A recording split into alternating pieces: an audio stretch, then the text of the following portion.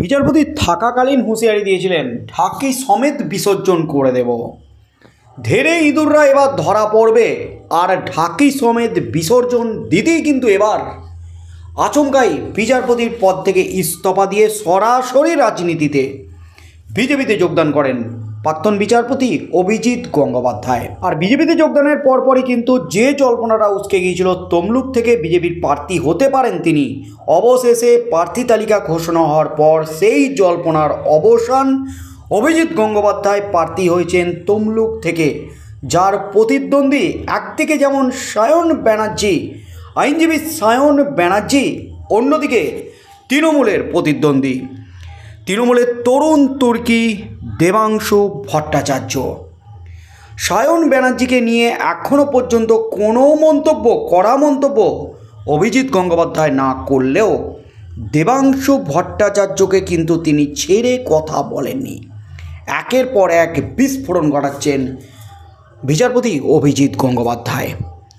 তিনি কিন্তু স্পষ্ট ঘোষণা করে দিয়েছেন তার লড়াইটা মূলত মমতা ব্যানার্জি, অভিষেক ব্যানার্জি, তৃণমূলের বিরুদ্ধে, তৃণমূলের দুর্নীতির বিরুদ্ধে লড়াই করতে তিনি রাজনীতিতে প্রবেশ করেছেন।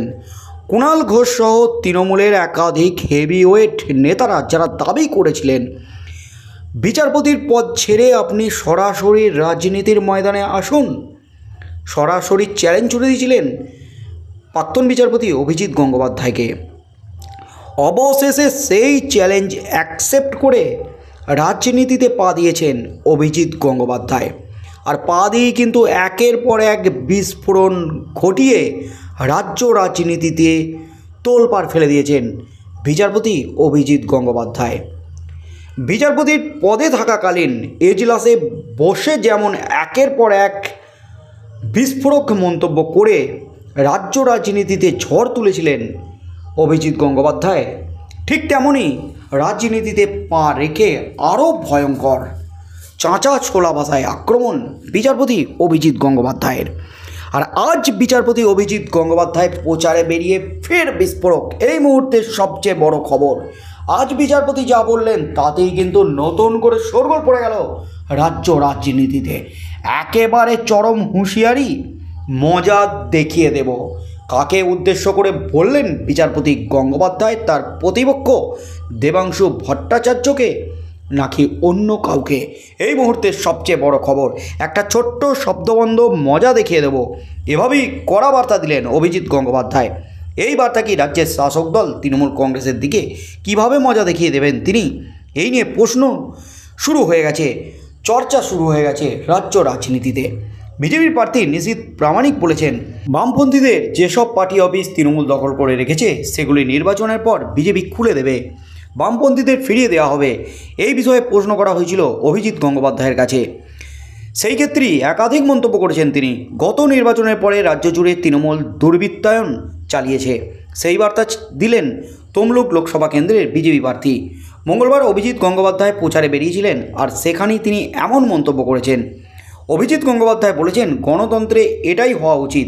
কেন বামেদের পার্টি অফিস তৃণমূল দখল করবে? এটা তো হওয়ার কথা নয়। তৃণমূল আগের ভোটের পর প্রচণ্ড সন্ত্রাস চালিয়েছে বিজেপির উপরে, কত মানুষের ঘর ভেঙেছে, কত মানুষের ঘর পুড়িয়েছে। তৃণমূল দুর্বৃত্তের দল, চোর ছেচরদের দল। তখনও পুলিশ প্রশাসন ছিল, তারা সঠিকভাবে মোকাবিলা করেনি এই ঘটনার। এরপরই আরও কড়া মন্তব্য করেন অভিজিৎ গঙ্গোপাধ্যায়। এবার নির্বাচনের পর এমন ঘটনা ঘটলে ব্যবস্থা নেওয়া হবে। অভিজিৎ গঙ্গোপাধ্যায় বলেন, একটা ছোট্ট শব্দবন্ধ মজা দেখিয়ে দেব।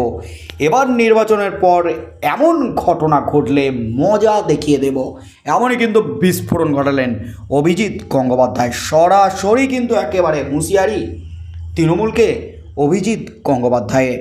আর এই ঘিরেই কিন্তু শুরু হয়েছে জোরদার চর্চা। তাহলে কি পাল্টা আঘাতের পথে বিজেপি এবার হাঁটবে? নতুন করে বিজেপি আক্রমণাত্মক কি হয়ে উঠবে? এই প্রশ্নগুলি কিন্তু উঠছে রাজ্য রাজনীতিতে। উত্তরবঙ্গের ঝড়ের পর বিতর্কিত মন্তব্য করেছিলেন দিলীপ ঘোষ, তাই নিয়ে রাজনৈতিক মহলে চর্চা চলছে।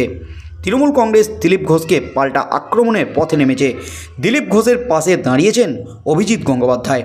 দিলীপ ঘোষ খুব ভালো মানুষ, এমনই বললেন তমলুকের বিজেপি প্রার্থী। তমলুকে মজা দেখিয়ে দেব প্রচারে বেরিয়ে এমনই বললেন তমলুকের বিজেপি প্রার্থী প্রাক্তন বিচারপতি অভিজিৎ গঙ্গোপাধ্যায়।